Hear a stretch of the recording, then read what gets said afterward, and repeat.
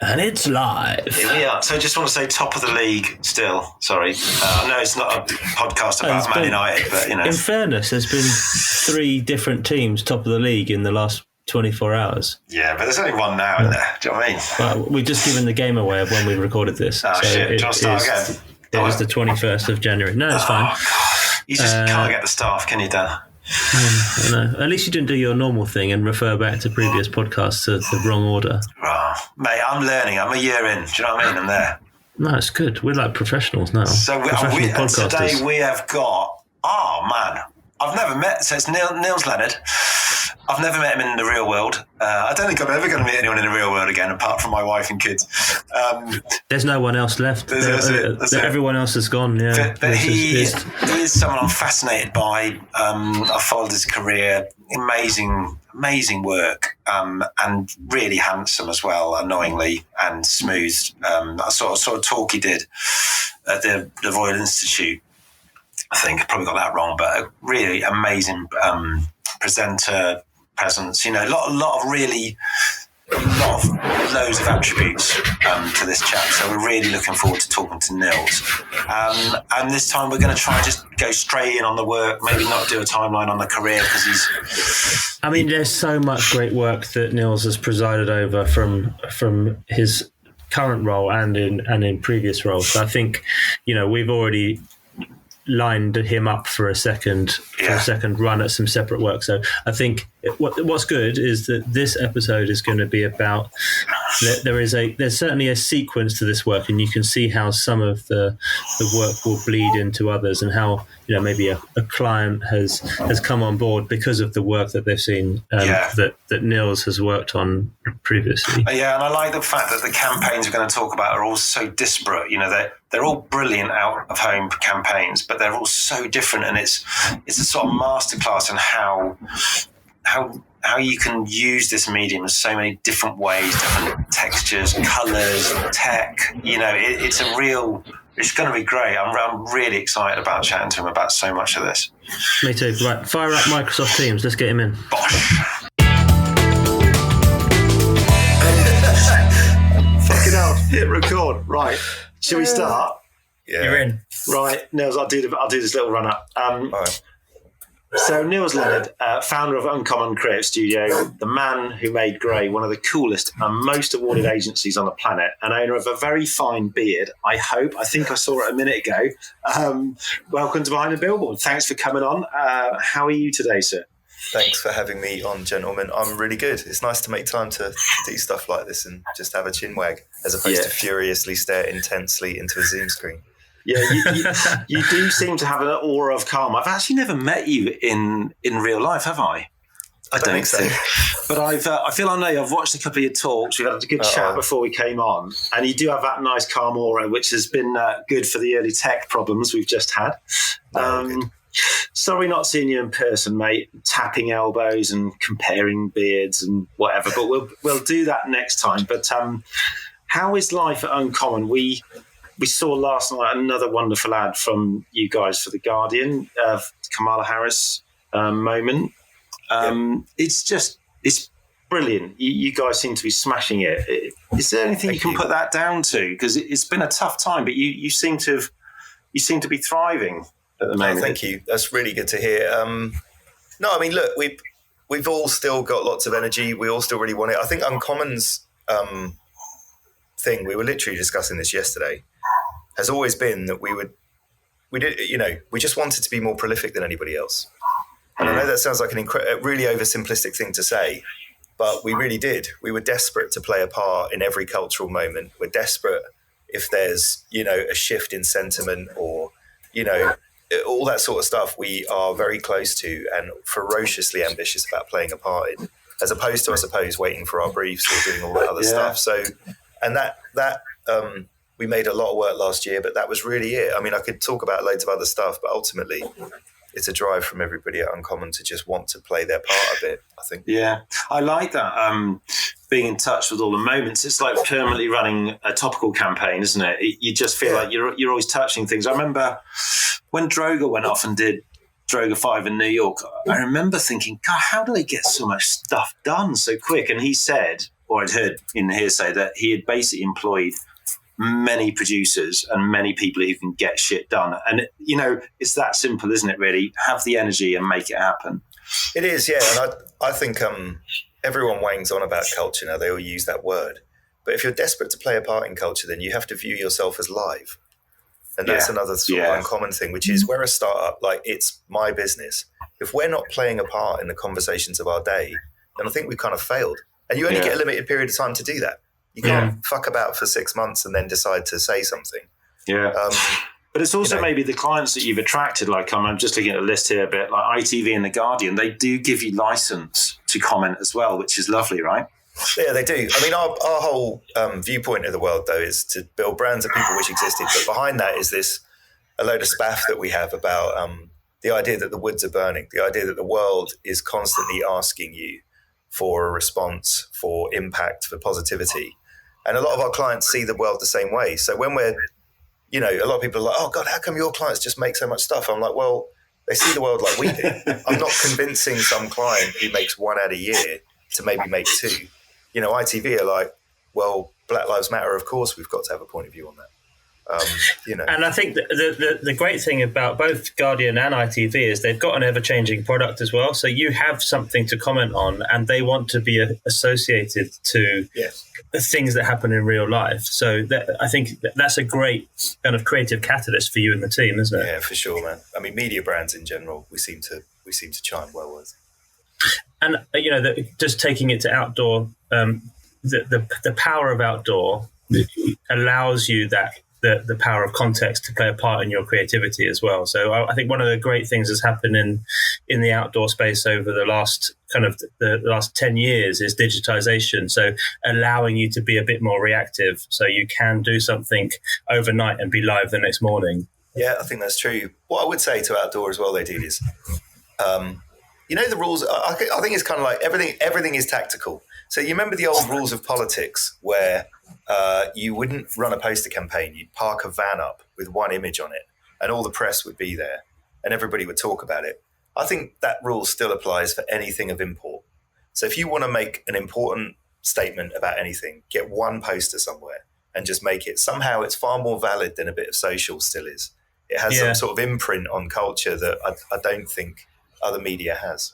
And is it that it's real? I think that when you put something in outdoor, if you put something in the outdoor space, it becomes real. Yeah, outdoor or print. Like people can retract social, you can tweak it and optimize it, all this other stuff. When you run a thing, that was your commitment in that moment. And I think that's something very important about that still. We often talk about on here about how you, like you say, you can run one poster once, but actually if you get enough eyes and Instagram screens on it, it becomes famous and has a life of its own. But it's that initial commitment, like you say, do something, stand for something, put it out there, But to your point, man, also try and create something. I mean, literally a hygiene factor at Uncommon is, would someone take a shot of this on their phone and send it on? Yeah. And if we don't believe they would, then we probably won't make it. I mean, we're going to come to it much later, but Brewdog strike me as one of those particularly. I mean, love it or hate it. If you see something that says, fuck CO2, you're going to talk about it. but I think that's a great lens to have, because that is something that the media owners in our space look for. I said on one of the previous episodes, I saw a pitch deck from a media owner saying potentially one of the most Instagrammable billboards in the world as they were putting this thing up. We have spoken about this before as well, taking audiences that were just out of home audiences and how you buy media and saying, well, there's an amplified audience as well somewhere. These people can notice this online as well, either for its beauty, like Habito that we're going to talk about, or for the message, like Brewdog. You've got those. Let's talk a little bit about the truth as well, which is, when people are sending round an image, you can just send round an image and it goes quite well. If you send round an image on a poster, there is a sense of importance to it that it may not even deserve, which is why you're seeing a lot of people comp stuff into posters still, because it adds this sense of power. So like a lot of our tactics are, for sure, we actually know all the traction is going to happen online. But when it's on a fucking poster, it's like, oh, have you seen that poster? It's not, have you seen that one-off image? which is kind of different, right? It's a bit like, the PDF instead of D&AD. I mean, mate, honestly, don't go there. Started. That's another podcast. You got 40 minutes, man. Yeah. That'll be it gone. Yeah, I was particularly pleased you got into that debate because it helped my article a lot. But we'll come back to that. But I think just back to that one last thing, I did notice, I mean, I've been studying a lot of what you do and I love it. And I particularly like the way you promote your own work. So when there is a piece of outdoor, it invariably is promoted outdoor. So I see it in context, which is, that is how the work is going to run and be seen. So by its nature, stuff on the beach or the Brewdog or whatever, you look at it and go, oh yeah, it's cool. Somehow when you see it not in context, it's like you said, it just looks like a visual and you go, oh, okay. Yeah. I think we always try and promote stuff on this show a bit like that. You've also made me think of something though, which is awful, but I'll fucking say it, which is actually there's no shortage of really, really good ideas that don't happen. And so the very nature of seeing something outdoor means you got it there. It's not just about having had the idea and done the craft and all that other stuff. I'd love to believe in that. But I think there's something in all of us that needs to know we also had the right conversations, had the right push and the right sway and partnered the right client. And it was real. Yeah. And there's something about it, seeing it up there, that adds a weight and a sense of value that I think outweighs just seeing a really beautiful layout on someone's Mac screen, I suppose. Yeah. I often with the new additions to my team and anyone who comes into the business, when they're working on something that goes in the outdoor space, the first thing they work on, I urge them, even if it's up in Scotland, to go and see it. It doesn't matter where it's gone. Go and see it. Go and see your billboard. You worked on that billboard. Yep. Go see it. Take a photo of it and send it to your mum, because it's a crucial time in your career that you see your first billboard. Do you remember yours? 100%. I remember. Oh God. I do. It wasn't very good. And then I remember one where Rick Brim, bless him, was the creative on a job, and he cast me in this terrible poster. And I also remember going and seeing that. So it was a poster with me in, which is That's even so fucking funny. That's hilarious. It was horrendous. It's fucking horrendous. But you're not wrong. Like you're, for a brief second, you're immortal, aren't you? Like I still buy all of the newspapers on the day if our ads are running. I still go and see the posters. I do, man. I go and touch them. I go and rip a bit off it or draw on it because, it was in the world for a brief second. It was out there and it was real. It was on a poster and people saw it. It's really important, that stuff. I got on a train.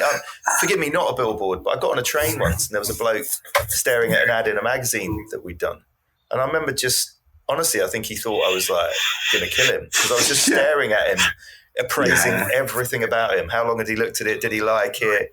Was he intrigued? Was he really reading it? I was just like fixated with this person's experience of what we'd made. You're like a virtual research group, Nils.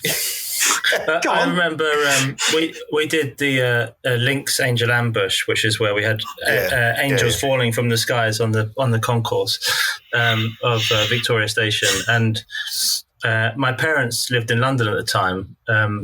And I think it was the first thing that they ever really saw of my work out in the wild, because they come into London, especially for the weekend. We're going to go and see your work up on, and they stood there for like 2 hours just watching people kind of be ambushed by. Sweet. This is amazing, and it was that. I think that for me at that moment was like now you understand what I do. I still don't understand. The first outdoor we made at Uncommon was really important to me. It was actually pretty provocative. We had our very first campaign there was for OVO. I don't know if you guys remember that work. There was like an advert with Slayer on it, and there were these two posters that were kind of melting Donald Trump. Yeah, right. We had to take a legal indemnity against the office of the president for one, which was kind of insane. Natalie, I remember my co-founder was like, "Fucking hell, man! I mean, our first job, and I'm already nice start. getting sued by the president." But I remember going and seeing that and thinking, wow, I kept the first end card from our ad. Those things at the start of a company are really important too. Yeah. Do you remember what is the most memorable thing you've seen lately, though? Not out of your studio, but kind of out in the wild. I know we've not been out in the wild that much, but work that you've seen recently. One of the last trips I took, I walked back through T5. I think it was T5 or T2. and there was a Burberry ad with a deer on it. It was fucking phenomenal. And I remember the people I was with, two of them joined me in going, holy shit. Partly helped by the fact it was 150 foot wide or something. It was absolutely nuts. Backlit, badass, high def poster site. And the other two were like, I don't get it. It's just a picture of a cute deer with the word Burberry on it. I was like, yeah, but look at it. It was so powerful. And it kind of, I've always loved a bit of fashion when it's good. Does confound you, does provoke you. It doesn't have to explain. It doesn't owe you an end line. It doesn't owe you an apology or some fucking, drivel at the bottom or a website. It just goes, that's what we wanted to do. We wanted to make you feel like that and see that. I just think there's something incredibly badass about that. I remember, honestly, man, I did that thing, just got my phone straight out. Was like, fucking hell, look at that. Yeah, I don't know. I was chatting to someone yesterday about, we're talking about billboards and Dave Dye, and he's apparently done a whole thing on fashion on his blog and pod. And it's exactly that. It's like the rules are different in a way. It's a feeling. It's not, what's the strategy and who did they use and what was the end line? It's like, no, just what you're feeling. What do you feel when you look at it? And I think, that's a pretty good visceral response from yourself. I mean, it's always bothered me though that that's only reserved for the fashion industry. Like, I think some of the best. Yeah, why don't we all just roll like that? Like, wouldn't that be amazing in insurance? Just to have the feeling of insurance, like I don't know, it just pisses me off when I think there's like. Come on, let's talk insurance. Let's talk insurance, Nils. Come on, man. That's what I really got in for. Good lad. Right. So we're going to talk about 5 campaigns today. I think we're going to talk about Volvo Live Paint, the Tate Britain stuff from Grey, and then move on to Habito, Brewdog, and B&Q from Uncommon. So if that's all right, we'll start with Hugh. Hugh loves doing things in kind of chronological order, just so we take a journey through your time. Sorry, we're gonna start on Volvo and Life Paint. So how soon into your Grey life did this campaign happen? Like quite far in. Everyone at Grey, I remember someone writing an article about Grey going, the overnight success of Grey. I remember thinking, are you fucking joking? I'd been there 7 years at that point. So no, I mean, everything at Grey, weirdly, in the memory has got condensed to like a 1.5 year period where everyone presumes we did. And it's just like nonsense. But no, so Volvo was huge in a number of ways. Volvo was a massive pitch win for London because we were always trying to park tanks on the US, right? Tor Mirren, who's now CMO of Apple, was running the US. He was brilliant and a genuinely excellent kind of friend, mentor, and also nemesis. So I was obsessed with just trying to fuck them off the whole time. So winning a chunky bit of global business like that gives you the ability to go, kind of fuck off. Which, forgive the swearing as well. Sorry, I do quite don't worry. We tick the explicit language box straight away when we upload, so don't worry, we're good. Okay. But so the winning that pitch was one thing, and then the whole pitch was threaded with this sense of we don't want to be typical, we want to avoid the category, the car industry at the moment, blah blah blah blah blah. So it was kind of a big deal for the whole London office, really, and a real priority of mine that we did something good on it. We didn't just win it, that we did quite remarkable work.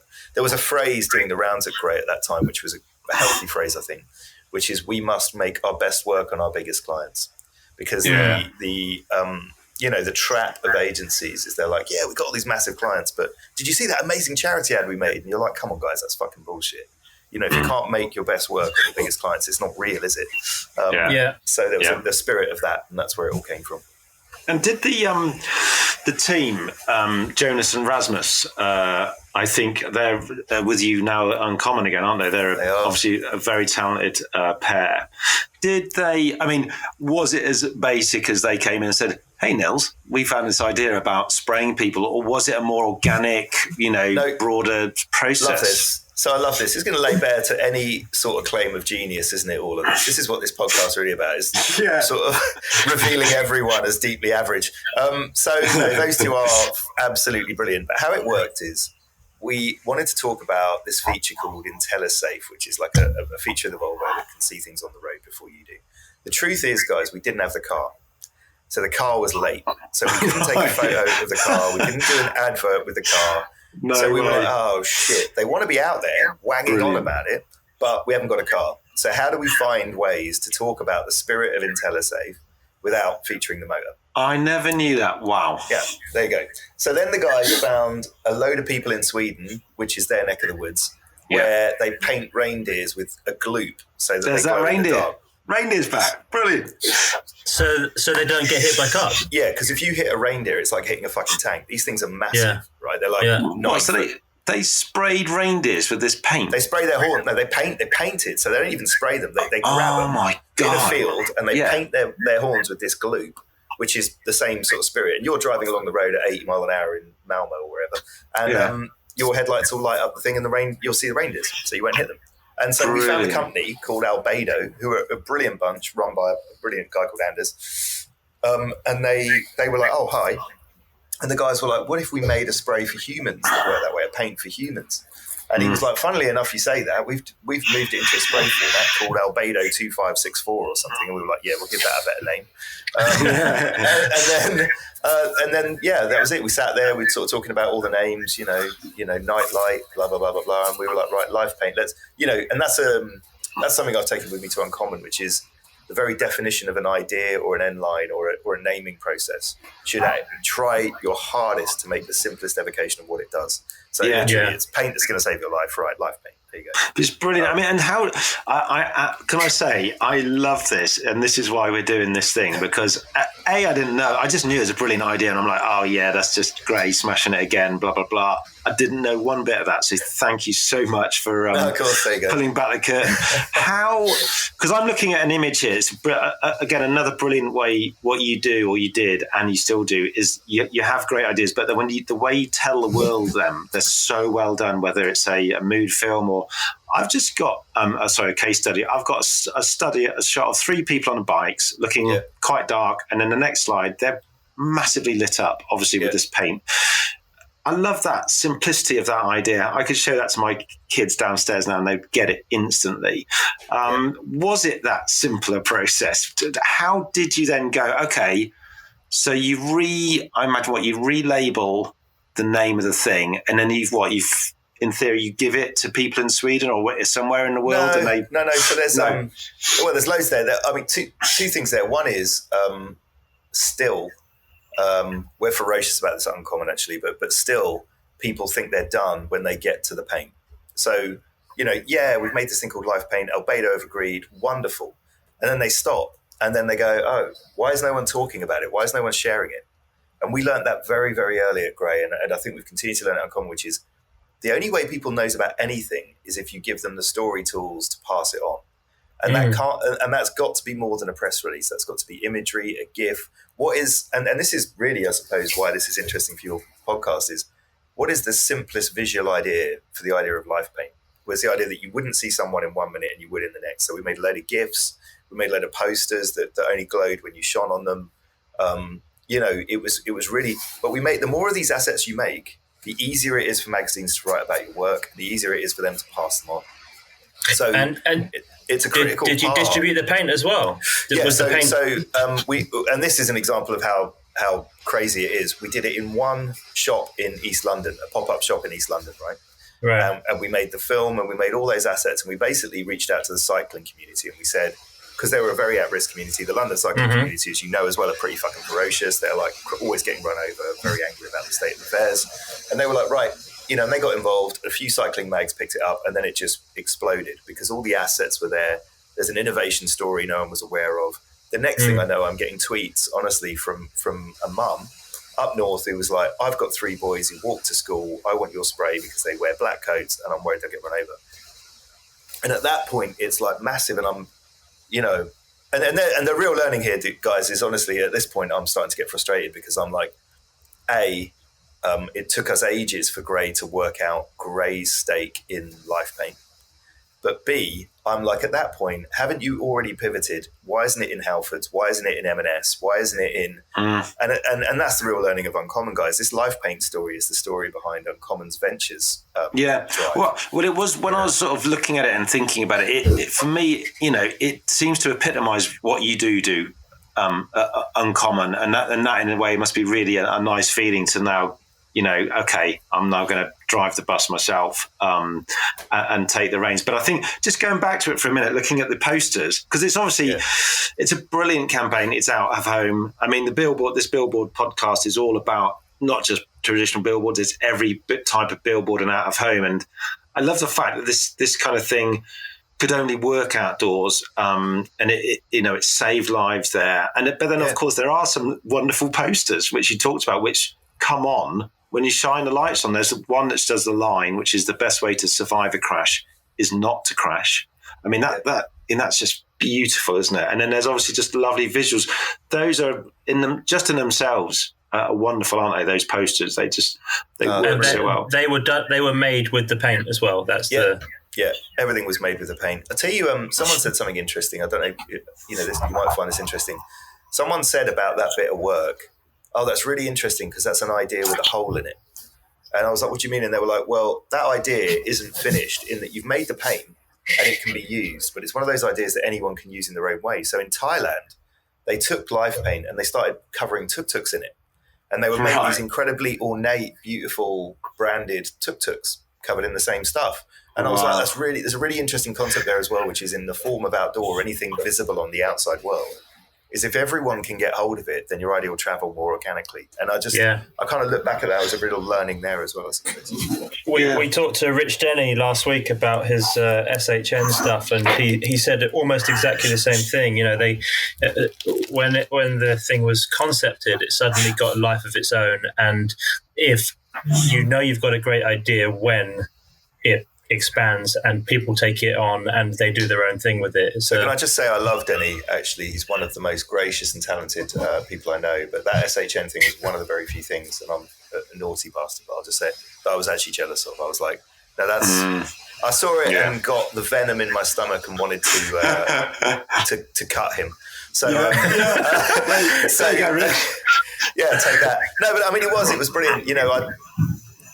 I've got that thing where I'm like, that should have been an uncommon bit of work. It fucking should have been, and it wasn't. And so fair play to Rich. I was like, you know what, man, that's fucking awesome. It's good. We've wanged on about it so much on this show because, well, we think it's amazing. And just he was on last week, Nils, so he'll be the next one. And he was wonderful. He's just really open. And we actually found out, well, just through chatting, and we figured that if they had actually approached the NHS or Mullen Lowe with it, it'd probably never have happened. But I love the way they just steadily and stealthily just put it out there, and it got more and more traction. And by the end, it's on the fourth plinth. It's like, but listen, there's a thing here we've got to get our heads around. We are companies too. We're not like, why? The thing I love about that, but this is true of our whole mindset at Uncommon, is I don't want to need clients to do things that are important. Why do I need that? Why do I have to have a client to do something that's culturally significant? And what you're seeing more and more and more is, well, hang on, I can go and get The Guardian or whoever to do that for me, or we could just do it because it's really powerful and put it out. And I wish more of us knew that, because our very first question whenever we make something is, who can I give this to? And it's like, it shouldn't be. Our first question should be, how far can we get this out there, and how much is our name going to be bathed in lights as a result of it? Yeah. No, it's really good. Well, just to put your mind at rest and to stop you sharpening the knife on Mr. Denny, we did do the best of 2020, and B&Q just pipped SHN to the top. So we're going to get to B&Q later, but cool. Right. Well, on that note, let's take a massive left turn off the Volvo road. That's not a bad link. Quite like that. Oh, God. Come on. I should have done my research. Sorry, guys. And it is something completely different. It was at Grey still, but this is a campaign for Tate Britain. And they're long copy posters, which again seems sort of slightly at odds with, the whole ethos posters, visuals, minimum amount of words. I just want to describe quickly without blowing it, Neil, so you can chat about it a bit more. But, joking aside, these posters, there were no pictures, there were no paintings, there was actually no art whatsoever. This is the Tate Britain, by the way. There's a lot of words on a sort of slant with barely a logo. I'm exaggerating a bit, but that's an incredibly brave way to go in. How did you do that for years? I imagine they would go, just show the stuff, show the work, show the brilliant artists. Did you go in straight away with that? Did they buy it straight away, or was it difficult?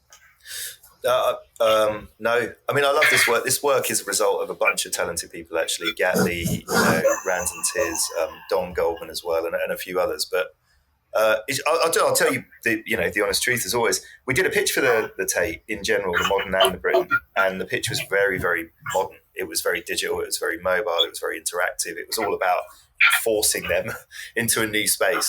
Right. And we won the business. And the very first thing was to talk about the Britain. And by the way, I would like to raise this point. I think there's a flaw in the fact that Tate Modern's called the Tate Modern, because it immediately means by proxy that everything else isn't, or you draw some sort of timeline, which I think is a bit of a fuck up. But anyway, we'll talk about that another time. So they briefed us on the Britain, and it dawned on us when we did our research, right, how advertising for any gallery works is you walk along the underground and they show you the art they want you to go and see. And it's always dawned on me, like, well, if I can see a 10-foot billboard with the art on, and I do or don't like it, but why would I go again and pay to see it? You've just shown me it. I know it sounds really awful, but that's honestly, no one has acknowledged that before. But I think that's how the majority of us feel when we see those. We go, oh, that's quite interesting. It's not quite interesting enough to merit going and seeing it. And they always choose the hero piece as well, right? So it's always that they choose the best piece in the gallery and then put that on there. They blow it. They basically fuck it up. They show you the best thing once for free and then ask you to go and pay, and you're like, probably not. It's the ultimate spoiler alert. It's the end of Game of Thrones in the trailer. That's what they do. So that was just like, we were like, hang on, that's fucking weird. And then we also realised, and this is by talking to Gatley, who is a very intellectual, very artistic dude, actually the real most compelling, sexy, ferocious, violent, amazing thing about art is the artists. So, actually it's not about Francis Bacon's triptych. It's about the fact that Bacon is an absolute lunatic and tortured by love and ruined by family, and all this other incredible stuff. So we got onto that. And the load of work, and essentially Gatley originally forged a load of writing that was just like, hang on a fucking minute, these are really good. And at that point, we didn't know whether we were using an image with it or not, and we weren't sure what was going on. He just started writing these things. And, the big I want to talk about here, which is what I learned from that, and I think all of us did, but what Gatley, I think, landed on, is a couple were good, but they're a bit intellectual, right? They're a bit snooty, and they were like, oh, this and that. He wrote the Bacon one, and at the end of the Bacon one, I don't know if you remember, it kind of goes, you don't paint pictures of flowers in a vase, and you're not going to fucking start now as Bacon. He did this whole thing that was kind of intellectual and a story about love, and then landed in a badass way, like the way you would get a smack in the face from the end of a film. It was like, like I've never heard art spoken about it. And it made us look at the rest of them and go, how do all of them have that? Where's the bit in each one of them that gives you that slap? And that shape of the copy, and again, you'll see this now in Uncommon actually, and all of those things, we always look for that shape in the way that you would have a shape in an edit or whatever. Where's the bit in the copy that lulls you in, a bit like a music track or whatever, and then gives you a slap in the face? And that's what we got to. Yeah. Anyway.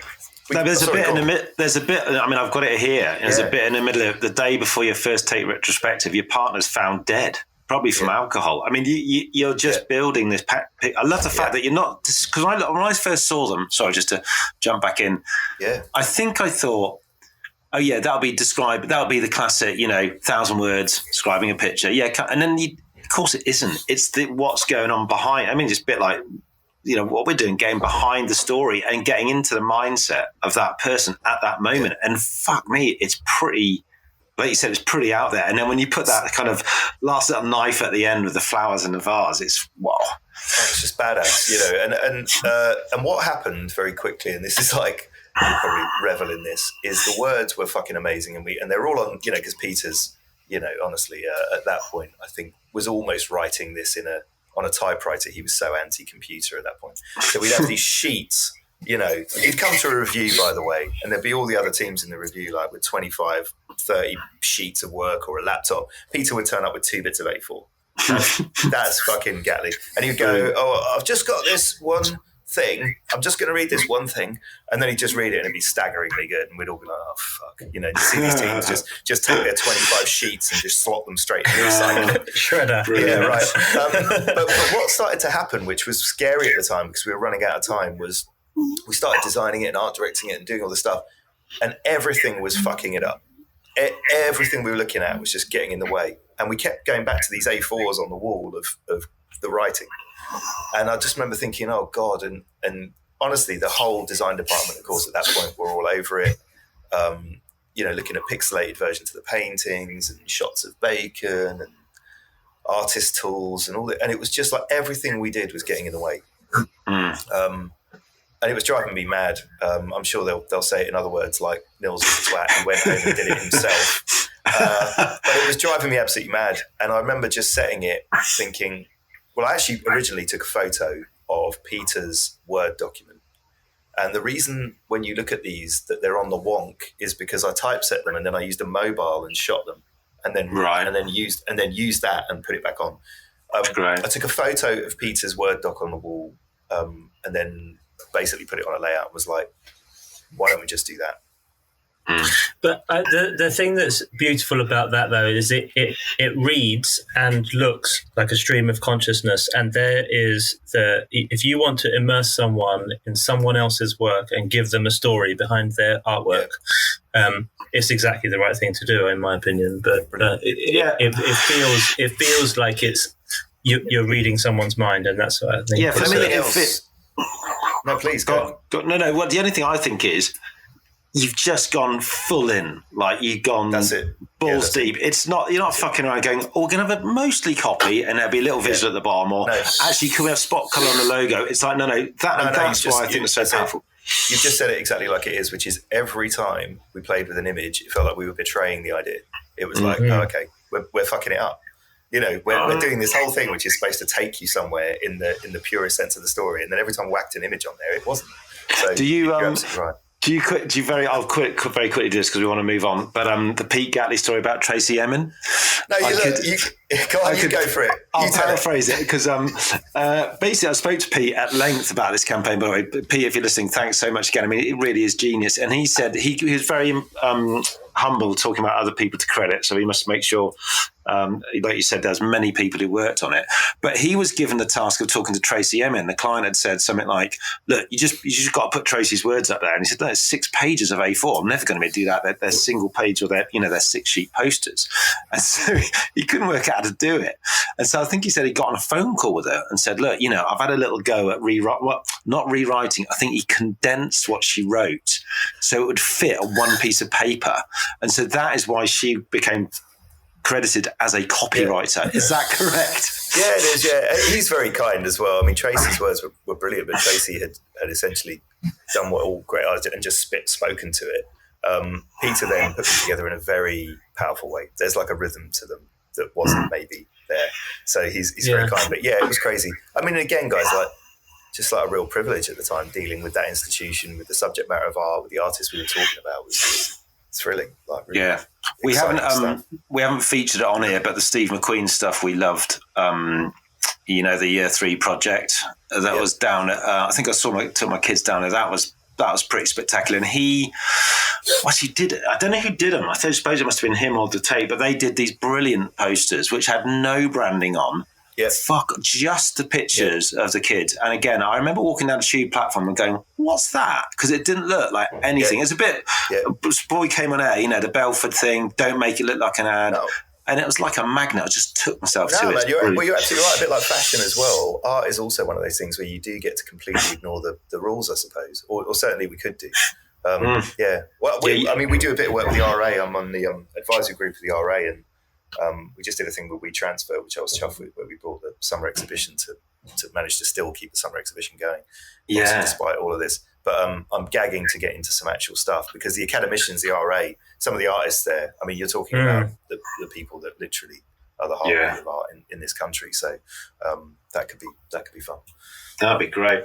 Well, look, we're going to move on to something which is equally artistic, but on a different level, which is the Habito. How do you say it, Nils? Habito? No, Habito. Habito, sorry, right. And is it? You might be right, by the way. You might be right, but for everyone at their end, I've been saying Habito to Dan, the founder, for the last few years, so I'm hoping he's just going to forgive me for it. Yeah, last night Nils and I had a chat, and actually I was calling it Haribo for a while, and then I was like, I wish I'd done that word for Haribo. Can you imagine how fucking badass that would be? Yeah, it's so funny. But it's a mortgage provider, right? And it's just really out there as a piece of work. It's Hell or Habito. That's it. 3 words. It's bloody brilliant. I remember seeing it again. You couldn't forget it. I kept thinking, wow, that's fucking out there. That is Jimbo Phillips, the illustrator. And it was just, even to this day, I've never seen a mortgage company advertised like it. There was no sort of nicely squared up sort of nice corporate blues and someone behind the desk. It's just like, and in a way it sums up what house buying is like. So could you just tell us a little bit about how you got to this? Yeah. So Dan, the founder, Daniel Hegarty, is a really, really smart guy, but really, you love him, guys. He's like super open, really candid, and kind of frustrated with the whole category. He kind of hates the whole fucking thing.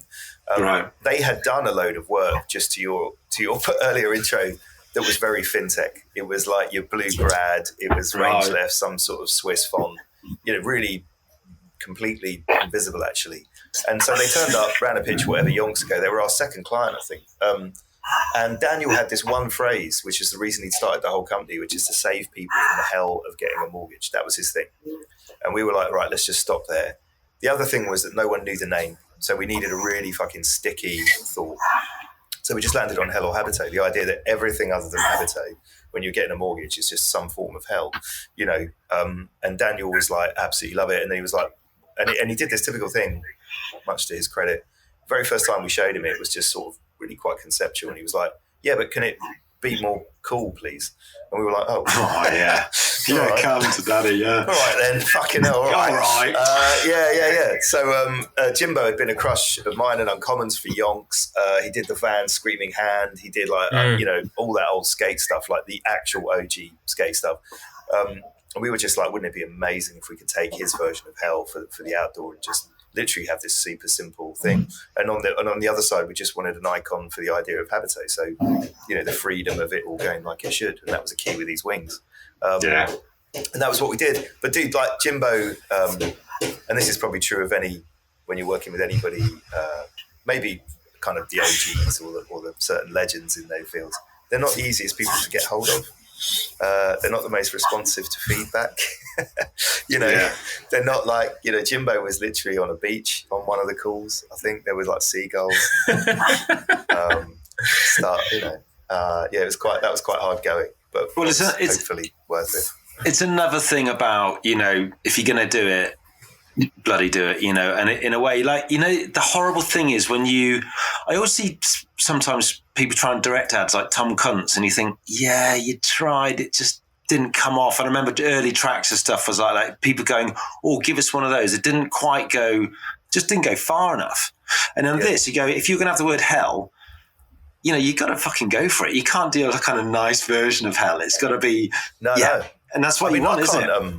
For sure. The ASA were a little spiky about it. I'll tell you what's really weird though. I don't know if you guys saw the telly for this work, but it's like Gloves off version of the same thing. Someone gets their lungs ripped out and whatever. Yeah. Weirdly, absolutely fine. Breeze through. Brilliant. But if you want to do an 100%, man, no lie. But if you want to do an advert about sugar, you are fucked. Like they were like, you know what I mean? And I just thought of it as super hilarious. Actually, my experience of it is you can get away with far more than you think you can. Particularly in animation. Just because it's a financial product and it has to. It's a financial product, providing you're not lying about the rates or the APR. Yeah. They're more concerned with that than they are with the fact you've got someone whose soul is leaking out of them.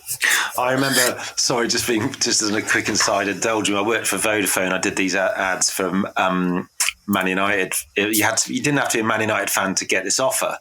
And we had Julia Davis going in to try and get a phone deal, and she was wearing her crutchless Man United knickers, and she showed them to get the deal. And of course, we recorded it, and the client rang up and go, "No, you can't run this. You cannot run this." And me and Adam were like, "Oh shit, busted!" And they said, "The offer's wrong. It's not 5%. It's 7%." We were like, "Hold on, the crutchless knickers bit. Oh, genius!" Yeah. So it's a lovely moment. Do you know? Did that work with Sam Walker at our place? And I don't know if you guys know Sam. Do you know Sam? Yeah. Sam's got like a bit missing, where and it's brilliant, I think, where he's like, "Yeah, but we should just do that because that's absolutely badass, and that's the one that everyone would fucking talk about, and we should just do that." And he means it. He's not like trying to persuade you. It's like logic in his head. But Sam's whole thing was just go the whole way every time on every ad in every bit. And he's absolutely right. Because you're only ever going to get pulled back. That's what I say to teams sometimes. Like when I see books, and I'm like, "Look, this is your fucking playground. You know, the minute you get in here, someone will sit on you and compromise you." So the other thing I found in the deck, I know they're not billboards, but there's some print ads which are mental. They're the one with the guy's head that's shaped like a sort of rugby ball. I'm looking at it now. Yeah, I know. It looks like we did a load of drugs. Does it help though, being able to get away with that with a client who's there to disrupt? Is it? It helps the kind of sign-off process and your thought process. I would like to say this to anybody. A lot of people go, "Oh, your clients are braver." They might be, but the process of us working with our clients is the bit. When you pitch, it's not just you getting selected, you're selecting your clients. And if you choose to work with and spend your time on a client that's not going to make brave work, then the next thing you make won't be brave. And I mean that genuinely. It's not like a swagger thing. It's like, actually, it's a defense mechanic. So all the early brands we won, Ovo was the same. Stephen was a very disruptive guy, really wanted to go out there and have it. Yeah. You know, that defined our view of the world. So then the next clients that came wanted more of the same. And I think at that point, you stop marshalling yourself or the client will never buy it. That doesn't enter the room. You just go, what's the best thing to do now? The most baddest thing. I promised you when I looked you in the eye across that table that Uncommon were about X. So here it is. And of course, you then get to say to them, you also bought us on that.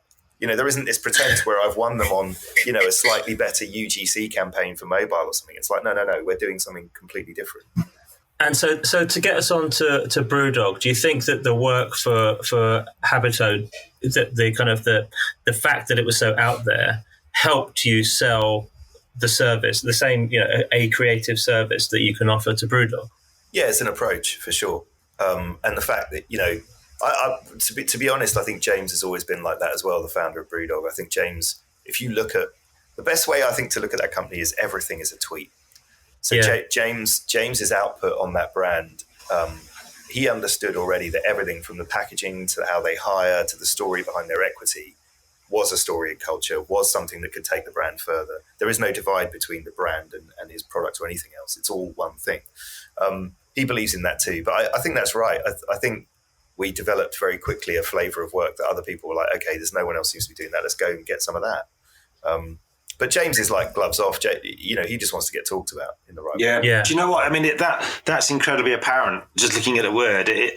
We chatted yesterday and I was wondering what the overall brief was. Is it like, well, it's obviously in your face, different irritation? What you said, people hating it. What was that about, Nils? Well, tell me. There were a couple of bits. One is he like Daniel, like a lot of our clients and like us, is frustrated with the world. He kind of hates ads. He knows he needs the brand to grow and he knows he needs his product out there. He knows that that's an important part of it all. But he just hates fucking ads and the advertising. But he wants to be talked about. He wants anything he does. He wants it to be talked about, and that for him is the ad. Yeah? That's right. Yeah. And so when we went to see him, the original stuff we did, which is just advert. We originally had Sepultura on that, by the way. I don't know if you remember that. It was just a big word. We had Sepultura on it. I remember playing it, and he was like, "That's the fucking one. That's the fucking one. Everyone will fucking hate that. It's badass." And a couple of people have said this about our work, but mainly him, which is you might not like it, but you know it. There's no way you don't know it, you know. And I kind of think that's the rule with Brewdog. But I do want to say to James's credit, right? Like this is how it works with him. So it won't be we go to a meeting and then they and they run a couple of groups or they do whatever. I will send James a text on Sunday night with a PDF on it and go, dude, I really like this. And then Monday morning I'll wake up and it will be on his Twitter feed. And he'll be like, we've just put this poster up in King's Cross. And you'll be like, oh, fuck. And to his credit, right, like that relationship works both ways, but I love it. It's prolific. It's impactful. There's a trust there and an honesty, you know, and if he doesn't like something, he'll say too. But I think it's brilliant to have people that share your want to be out there. Yeah, I think there's not enough of that in the outdoor space. You know, people challenging, and you know the fuck you CO2, whether you like it or not, it gets out there. People talk about it, so that is part of. If people aren't talking about your brand, then you're kind of fucked. Yeah, you are. I mean, and I think he's worked out recently that he's got to go a bit further than just noise. You know, hence the Lost Lager and the Forest and his CO2 drive and. The sanitizer, I was equally impressed by him. They're not just. Yeah, it's very apparent they're not just doing stunts for stunts' sake. You know, there is an ethos, and it's hardwired to what they're about. I mean, the sanitizer is a great story. I'd love to just talk to that really briefly with you guys. I know we're running a bit short on time, but no, good for it. There's something it's dawned on me lately about all that. When he made the sanitizer, right, that was an example of that. I sent him the idea. The next day, he did exactly that. He sent a tweet going, we're going to shut our Aberdeenshire distillery, make a load of hand sanitizer. And then he got it wrong, guys, right? And he didn't know, but the percentage of alcohol in it was too low for the NHS. And I remember at the time, all these guys on Twitter, and I won't name names, but there's some usual suspects, what a load of old shit. I told you it was a load of old bollocks. I knew he was full of crap. He just wanted the PR, blah, blah, blah, blah. A load of hate, right? Now, as creatives or just as people, right, but definitely as creatives, we're really bad with hate. We really struggle with it. We don't know how to play it. What I've learned is hate is an essential part of playing your part in culture. You can't get it all right. And by that, I mean, even if it is right, it doesn't fucking matter. Someone's going to hate it. That is just true. And I've learned that over years and years and years. You know, even back at Grey, people didn't want me or Grey to do well. All of that, but I know it feels like a familiar rhetoric. But what James taught me is actually that's an opportunity. In every bit of hate or dent, there's an opportunity. And he came back, got the sanitizer right, and then went back out there and has now supplied over 1 million units of it. You know, and I've got a massive respect for that, because at that point, most of the time, people scurry off and go, "Oh, sorry, we tried." And, you know, whatever. He's like, no, don't be ridiculous. I'm not doing this. He doubled down, yeah. Yeah, well, he worked out is that he wasn't doing it for them. I'm not doing it for fucking you. I don't give a shit what you think. I'm doing it for me and for the NHS and just onward. And I think that spirit, we must remember that, because there's something about the nature of creating that asks permission. It's so, I talked to my missus about this the other day, bleating on a bit, but hopefully I've matured a bit over the years. I mean, I still have my jealousy moments and stuff, but the easiest thing is to hate something or to criticize or just do fuck all and do nothing. And I hate that. You know, people are trying, particularly, you know, this last 18 months a year, you know, to do something. And, you do it then. You know, don't criticize me. You do something. And we used to have with creative teams, if they're moaning about an account, right, go and do some proactive. Go and get your own account. You know, come to me with something. Yeah, do a topical ad, you know, whatever. And it's, I remember Tony Davidson actually. Yeah, it is. Please. Yeah, Tony said, I remember one time I went to the pub, and this when I was young, and he said, mate, Tony was brilliant. He taught me how to get scrapbooks and so many things.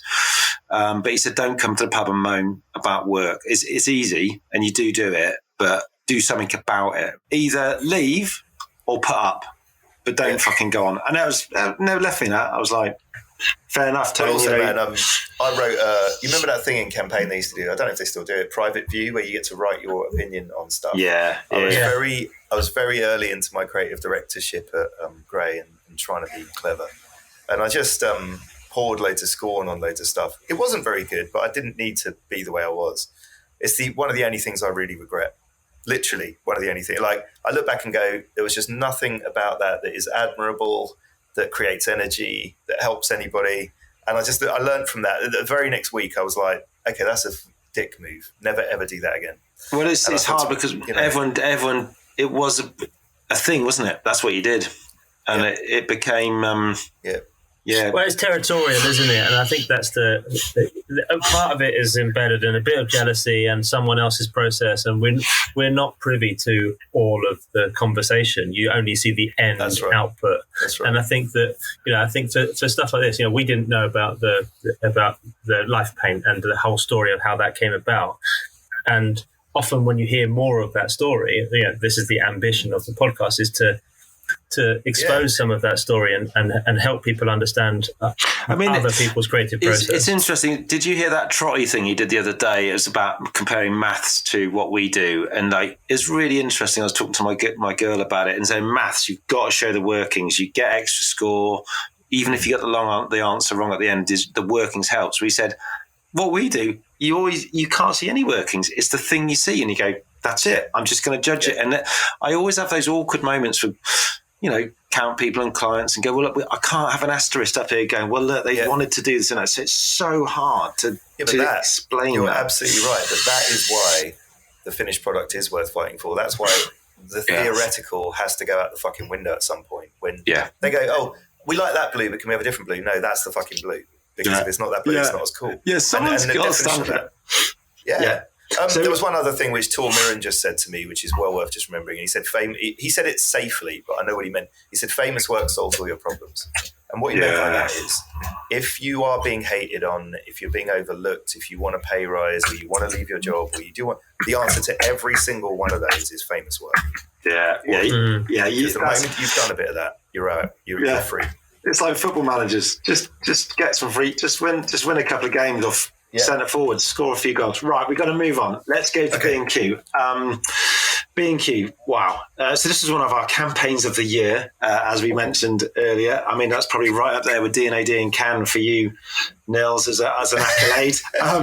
But it is something we really love. And I just wanted to talk very briefly about the whole campaign. You don't buy a life, you build one. Fantastic strategy and positioning. I've worked at a couple of places recently on big pictures, and time and again we've come back to this this work and the sort of the way you're trying to inject emotion into something as basic as a hammer and a nail. It's a brilliant campaign, but the film and the print. So my first question was sort of going to be very briefly. Did the film come first, or did the posters come first, or was it a kind of mishmash? How did it work? So, we met them. There's a brilliant guy there called Paddy, and Paddy was frustrated again. It's a common theme, isn't it, amongst Uncommon clients? But he was a bit frustrated at their brand, their previous behaviours, which is all very trading heavy, but also really at the whole category, which had become either all of this is a bit of a fucking headache and we're going to help you sort it out, or weirdly, house shaming in the form of IKEA, which I always thought was a strange insight to dance on, and he was just like, where are we going to go? And we went off and we actually put this little film together. And the opening bit of it, what dawned on me is I'm not a DIYer, yet particularly in this environment, every little thing I do in my house is forwards. Is a bit of progress, or is a way of me telling my family that I love them. Or weirdly big stuff. Like you stick a picture up in your house if you don't do DIY, and honestly, you think you've almost changed the world because every day your physical environment has changed. Anyway, so we wrote this bit of stuff, something along the lines of a nail is never just a nail. It's how you move forwards. It says I am here, I matter, we matter. And all this stuff started to come out, and it just felt really true, and like no one had said it. When you paint a wall, that's your fucking cave, man. That's the bit where you say, for a brief period, we were here. This is the colour we wanted. This is the life we wanted to live. Anyway, I got all very moved by all that, and then so did the client. And Toby actually wrote the line at our place. He's our planner, Lucy's deputy, Toby Duncan. And he came in and he went, it's sort of like, you don't kind of buy all this stuff. You kind of build the building of a life. And I was like, hang on, what? And the moment he said build a life, I was like, that's just fucking great. I'm looking at that now. It's a belter. And I think, just for me, indulge me for a minute, there was 2 or 3 in here. I'm looking at the first one. So it's the shed, and it has the word peace on, right? So that is my brother. Basically, my brother, he loves building stuff and that, but he's got kids, and he, honest to God, he just goes, rolls a spliff, sits in the shed and has a puff, and that's it. Yep. Whereas the next one, good tired, right? That's my dad. Bless his soul, he's not here anymore, but he used to love gardening. He wasn't. He didn't work out. None of that shit used to happen in the old days. But he'd be good tired and he'd come in.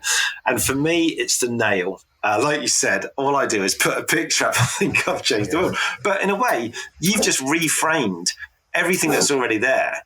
And with this wonderful art direction from Richard Paul Loser. Oh, yeah. Or Inspired, Nils. Is that? Yeah. Have I got that right? Yeah, you have. Where did you read that? I don't even remember someone that. I think in my Creative Review subscription got me that. But okay. I thought I found them obviously truthful. You know that thing. You look at a piece of work and you go, yes, this is saluting the brand. I agree with this. But then there was more. They look great as well, and they each one had their own narrative. Did you charge the creative department with writing all of these posters, or did they just come out of those manifestos? We really ground on it, and thank you, by the way. I'm really chuffed you guys like it. That's brilliant. There's a couple of things before the art direction. The very first one we had was Change with a nail, and I was like that. We always look for this Uncommon, but the idea of Build a Life, right? What is the most crystal execution of that thought? We always try to do it. So like Hope is Power for The Guardian was a similar conversation with like, what's the most singular moving thing we can do, simplest thing we can do? And Change was the very first one that came out. We were all like, that's just, I don't even know what that means, but it's fucking badass. This big nail and the idea of change and just standing for change is really powerful for them. And something so small as well. It's a single nail. This is the beginning of change. That's it. Nice. That's it. And when we sort of figured, and actually then what started to happen, which was, I hope you don't get a sense of in the final work, but there were two camps of work. There was one camp which was like, change. It was, it doesn't matter what you mend, which was a line that we loved. This idea of the very sentimental, deep stuff. And then there was another camp which were just truths, I suppose, of how you felt, like good, tired, and peace. And we really wanted a mix of those. We wanted some that were funnier and some that were more touching or provocative, really. That was where we wanted to end up. And I mean, we've got a lot of executions here. Can you tell us a little bit about the process that you have at Uncommon just for approvals? There's 17 odd I'm looking at on this sheet. Were there another 100 that you kind of discarded? Or how does it work internally? Your critique process. So we had a wall. Like a lot of people will use it. We love a wall. We had them all on the wall. And we had them for a while, guys, before they ran. We had the early ones, a good few months before. And we just kept making them better and better and better and trying to introduce ones that told different stories or had a different energy. We didn't want it all to be one flavour. And we didn't want it all to be too romantic. We knew people would get a bit sick of that. It's B&Q. So we were like, right, we've got to get a bit of that right. But what we loved was that the client already had bought into running an outdoor campaign of that scale, right? Like, I can't remember I think The Economist, the last thing I can remember where they ran, more than 3 posters. Yeah. So the thing for us was, and we often do this actually, we often set stuff as fly posters because you can really see a campaign in that context. Yeah. But the client were like, no, let's go really big on outdoor. Let's run these everywhere. And so we did, and we just got them up. On the art direction, it was one of those ones where very, very early doors, I'd seen something and taken a photo of it, which is very naughty. There was a 1960s Leatherman brochure. The Leatherman kind of pliers? Yeah, right. The penknife. Pliers and the penknife and all that. And it was up the road and it was set on yellow, which had been stained by the sun. It had been in the window of this hardware shop so long. And they were shot at this perspective. And it was like old 1960s black and white retouching on bright yellow. And I just remember thinking that it just looked fucking really good, man. And I took a photo of it and I had it in my phone for about a year, not sure what to do with it. This comes in, I'm like, right, great. Let's get shots of hammers of stuff and just do it on this bright orange. And that was where it came. And then I remember looking at the work of Richard Paul Laser, who I've always loved. Everyone talks about Brockman as a Swiss kind of design pioneer, but I think Laser's better. And Laser would do these annual reports with a picture of a sink hole or a fan, but he would use the tension on the page so well that he would make it iconic. And it was just like, just so cool. And so we were desperate to do that on a large format. Like just the idea of a massive, perspective hammer on a poster just struck us as just could be awesome. And I think they really work on the format as well, because and we're going to post the images to the description, so people should definitely see them. But kind of the supersized posters, the kind of super landscape ones, the perfect with the measuring tape. It really works for the outdoor format. This is a 96 and the 48s. How they are composed is perfect for the different shapes and sizes that we see in the outdoor space. That was a real grind. Yeah. So we saw a few other bits of work, actually, it's worth saying. And we were like, if this brand's going to come back and orange is its thing, let's paint the whole country orange and let's find a way literally to do as many as we get for you to, the opposite of what they were seen as, which was stale, old, slow, distant, all that stuff. Let's get this vibrant, mad campaign poking truths at you everywhere. And the original image, when we showed them the outdoor concept, had about 6 posters in one site. We comped it on the side of a building, on a bus stop, and we were desperate to make that the reality. And we sort of said to them, look, part of the strategy of this work is you being ever present, just suddenly out there everywhere. And they really bought into that, And they were, to be fair, the guys there, Paddy, Chris, Jamie, were really, really open to how difficult we were being about what placement was where, about the level of craft we were applying. Because to your point about the shapes and stuff, you can imagine the grind, right? I'm sat there with Greg, the designer, who did a brilliant job, going, okay, that one's not quite right for that size. And some of them just didn't work portrait, right? Like the tape measure, we desperately tried 25 layouts back at the studio, and it just didn't work. And so they were very, very adaptable, and very cool with us working in those different formats. It's amazing because just going back recently, I've been when I was working again on these 2 gigs I had, and this montage I'm looking at now was just, I don't think people have seen it. I said, have you seen this? It's brilliant. The way it's just so exciting and rich, the orange. Yeah. And I just... It's something, well, I was just going to say, you made me think of something though. So we always do write a lot, and I'm sure you guys talked about, the fact you write 5, you want to run 10 or whatever. I don't know about you guys though, but sometimes you work out that actually there's only 5 that should run, or 3 that deserve to run. Like you run out of steam sometimes. Yeah. And actually that didn't happen here, but that does happen, right? Yeah, you don't. The thing is, they always run to the litter. You do like 5, and the 5th one's a bit shit sometimes, and they run the arse out of that one. But the thing I liked about it also was, on a very basic level, and I'm being really simplistic here, but you go, oh yeah, it's got a hammer in. That's being cute. Oh yeah, it's got a shed. So it kind of job's done there.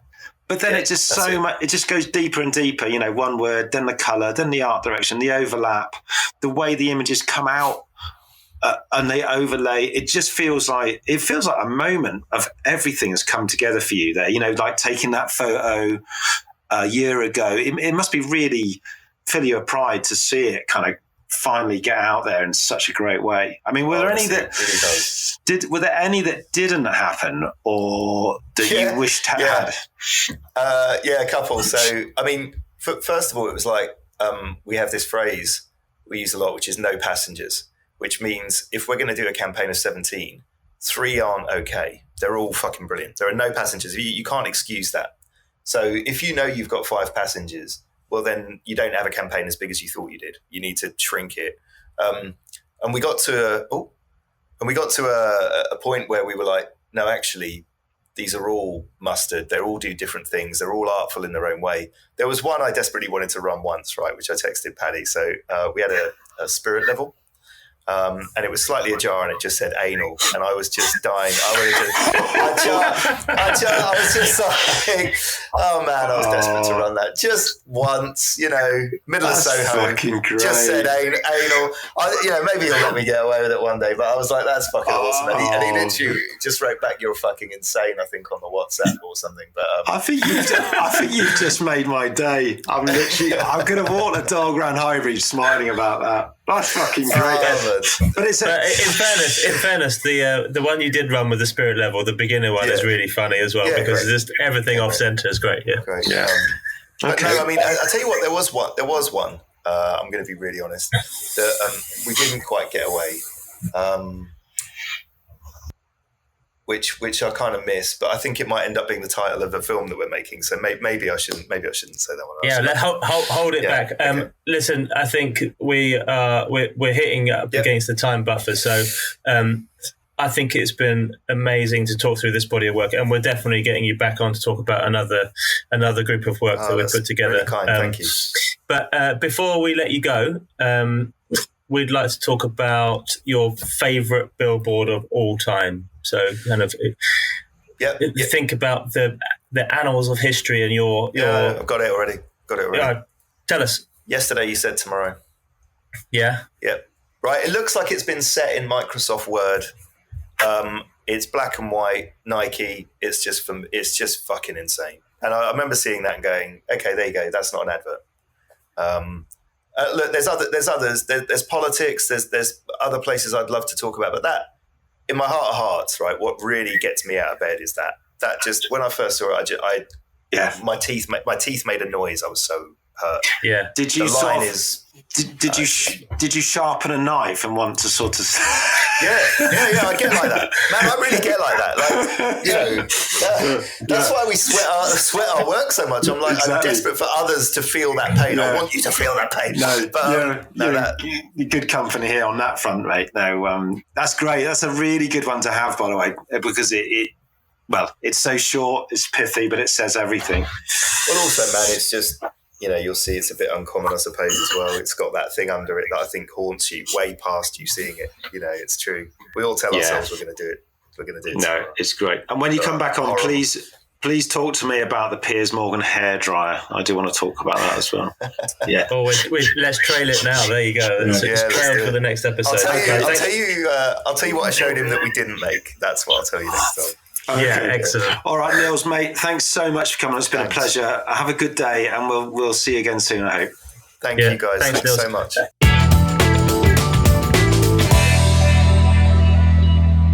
That was wonderful. God, at one point I was thinking, let's just talk about Volvo live paint forever. It's just a great idea.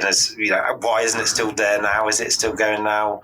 Why aren't we spraying things? If that is not for sale in every single Halfords in the country, then Volvo have really fucked up. I mean, I think that's part of what he was, maybe it sort of energized him to go and do Uncommon. He probably wanted to be in charge of all of that and make it happen, and maybe got frustrated with that. But that was fascinating.